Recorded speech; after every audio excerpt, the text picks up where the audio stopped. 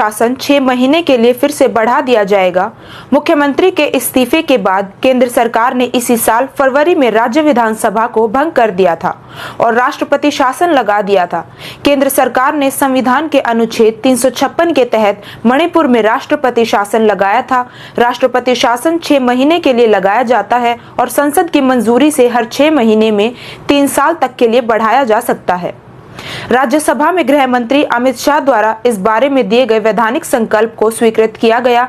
वैधानिक संकल्प में कहा गया है, ये सदन संविधान के अनुच्छेद 356 के अंतर्गत राष्ट्रपति द्वारा मणिपुर के संबंध में 13 फरवरी 2025 को जारी घोषणा को 13 अगस्त 2025 से प्रभावी अगले 6 महीने की अवधि के लिए जारी रखने की स्वीकृति देता है।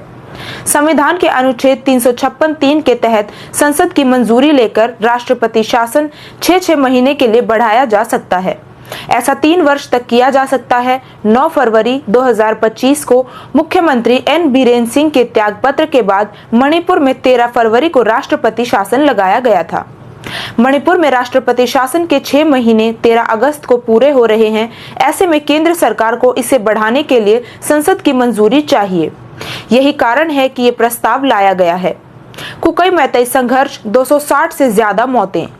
मणिपुर में मई 2023 को कुकी और मैतेई समुदायों के बीच जातीय संघर्ष छिड़ गया था। इस संघर्ष में 260 से अधिक लोगों की मौत हो गई थी और हजारों लोगों ने अपना घर छोड़कर दूसरी जगहों पर शरण लेनी पड़ी थी। इस घटना पर काबू पाने की लगातार कोशिशों के बाद मणिपुर के मुख्यमंत्री एन बीरेन सिंह ने इसी साल फरवरी में इस्तीफा दे दिया था, जिसके बाद 13 फरवरी 2025 को केंद्र सरकार ने राज्य विधानसभा को भंग कर दिया और राष्ट्रपति शासन लगा दिया था। सुरक्षा बल चला रहे संयुक्त अभियान। उधर मणिपुर में केंद्रीय और राज्य के संयुक्त सुरक्षा बलों का सशस्त्र उग्रवादियों को पकड़ने के लिए आतंकवाद विरोधी अभियान जारी है। पिछले 24 घंटों के दौरान विभिन्न प्रतिबंधों संगठनों के 10 उग्रवादियों की गिरफ्तारी की गई है।